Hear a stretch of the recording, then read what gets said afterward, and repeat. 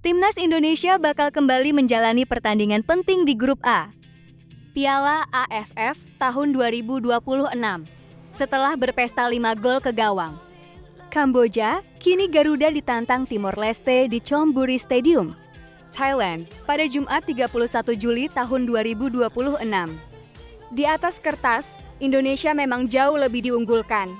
Rekor pertemuan juga sepenuhnya berpihak kepada Garuda. Tapi jangan buru-buru menganggap laga ini bakal berjalan mudah. Ada beberapa perubahan yang justru bisa membuat pertandingan menjadi jauh lebih menarik. Pertanyaan besarnya sekarang, apakah John Herdman akan mempertahankan tim yang menang besar atas Kamboja? Atau justru melakukan perubahan besar demi menjaga peluang Indonesia melaju jauh di turnamen ini? Kalau melihat situasinya, rotasi pemain hampir pasti akan dilakukan. Kemenangan 5-1 atas Kamboja memang menjadi modal yang sangat bagus. Namun, turnamen seperti Piala AFF memiliki jadwal yang padat. Kondisi fisik pemain menjadi salah satu faktor terpenting jika ingin terus melaju hingga babak final. John Herdman pun sudah memberikan sinyal yang cukup jelas. Menurutnya, banyak pemain Indonesia yang masih berada dalam masa pramusim. Ada juga pemain yang baru pulih dari cedera. Bahkan ada yang belum mendapatkan klub sehingga belum memiliki menit bermain yang ideal. Karena itulah rotasi dianggap sebagai langkah paling tepat agar seluruh pemain tetap berada dalam kondisi terbaik selama turnamen berlangsung. Menariknya, Indonesia punya keuntungan yang tidak dimiliki banyak tim lain, yaitu kedalaman skuad yang sangat merata.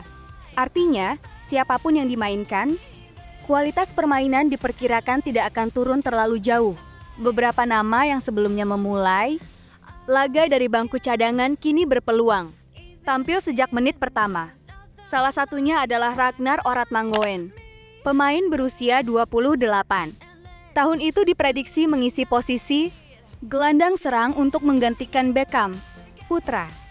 Kehadiran Ragnar diharapkan mampu memberikan kreativitas, sekaligus membuka lebih banyak ruang bagi Mitchell Baker di lini depan. Selain Ragnar, Jordi Amat juga berpeluang kembali memimpin pertahanan Indonesia. Pengalaman Jordi di level internasional tentu akan menjadi modal penting jika Herdman ingin memberikan waktu istirahat kepada beberapa pemain yang tampil pada laga pertama.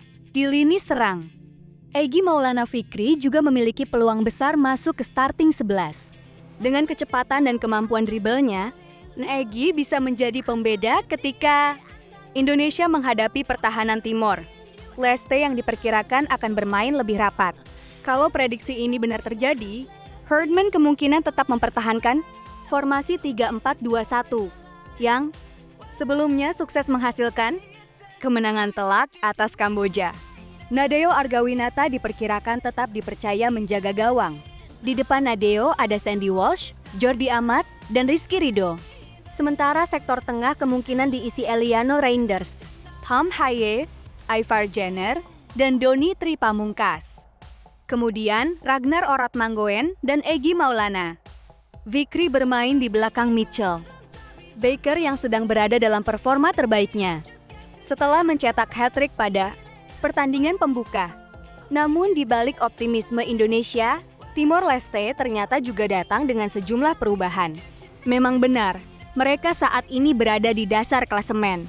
Setelah kalah 7 gol tanpa balas dari Vietnam dan kalah 2 gol dari Singapura. Tetapi jika melihat pertandingan terakhir, ada perkembangan yang cukup menarik. Saat melawan Singapura, Timor Leste berhasil menguasai bola hingga 50%. Mereka juga mulai lebih berani menyerang dan mampu menciptakan beberapa peluang berbahaya. Pelatih Jose Pedro mengakui timnya memang masih kesulitan menembus pertahanan lawan pada babak pertama.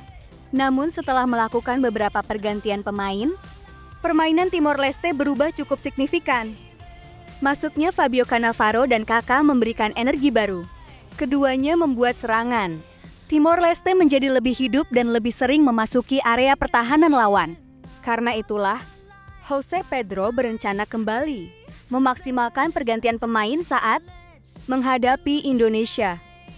Strategi ini tentu wajib diwaspadai Garuda. Apalagi dalam pertandingan sepak bola. Satu pergantian pemain terkadang mampu mengubah jalannya pertandingan secara drastis. Meski begitu, Timor Leste tetap memiliki beberapa kelemahan yang bisa dimanfaatkan Indonesia. Yang pertama adalah bola udara. Dalam 2 pertandingan sebelumnya, pertahanan Timor Leste berkali-kali gagal mengantisipasi umpan silang. 2 gol Singapura bahkan lahir melalui sundulan di dalam kotak penalti. Masalah yang sama juga terlihat ketika mereka menghadapi Vietnam. Ini jelas menjadi kabar baik bagi Mitchell Baker. Penyerang Indonesia itu baru saja menunjukkan kualitas duel udaranya lewat 2 gol sundulan saat melawan Kamboja. Kalau Tom Haye mampu kembali mengirimkan umpan-umpan akurat, peluang Baker menambah koleksi golnya tentu sangat terbuka. Kelemahan kedua ada pada garis pertahanan. Timor Leste beberapa kali terlambat mengantisipasi umpan terobosan. Akibatnya, lawan dengan mudah masuk ke ruang kosong di belakang lini belakang mereka. Mobilitas pemain-pemain Indonesia seperti Ragnar, Egy, maupun Baker bisa menjadi senjata yang sangat berbahaya jika celah itu kembali muncul. Sementara kelemahan terakhir adalah penyelesaian akhir. Dalam 2 pertandingan pertama, Timor Leste sebenarnya beberapa kali mampu membangun serangan. Namun, efektivitas mereka masih sangat rendah. Saat menghadapi Vietnam, mereka gagal mencatatkan 1 pun tembakan tepat sasaran. Sedangkan ketika melawan Singapura, hanya 1 tembakan yang benar-benar mengarah ke gawang. Statistik tersebut tentu menjadi modal positif bagi lini belakang Indonesia. Meski begitu, Herdman tetap tidak boleh membiarkan para pemain kehilangan fokus. Karena dalam sepak bola, 1 kesalahan kecil saja bisa mengubah hasil pertandingan. Jika melihat kualitas skuad, performa terkini, hingga rekor pertemuan, Indonesia memang masih menjadi favorit kuat. Garuda bahkan selalu menang dalam 6 pertemuan terakhir melawan Timor Leste. Mulai dari kemenangan 6-0 pada tahun 2010 hingga kemenangan 3-0 pada pertemuan terakhir. Catatan itu menunjukkan betapa dominannya Indonesia dalam duel melawan Timor Leste. Namun rekor hanyalah catatan. Yang menentukan tetaplah apa yang terjadi selama 90 menit di atas lapangan. Apalagi Timor Leste datang tanpa beban dan memiliki motivasi besar untuk mencuri poin pertama mereka di turnamen ini. Bagi Indonesia sendiri, kemenangan akan menjadi langkah yang sangat penting.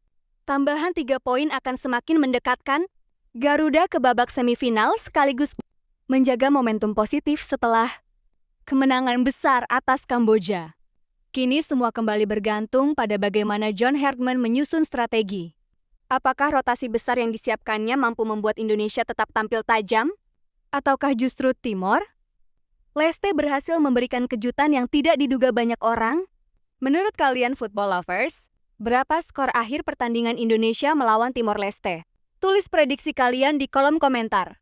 Jangan lupa like video ini, subscribe jika belum, dan aktifkan lonceng notifikasi agar tidak ketinggalan update terbaru seputar perjalanan Timnas Indonesia di Piala AFF tahun 2026.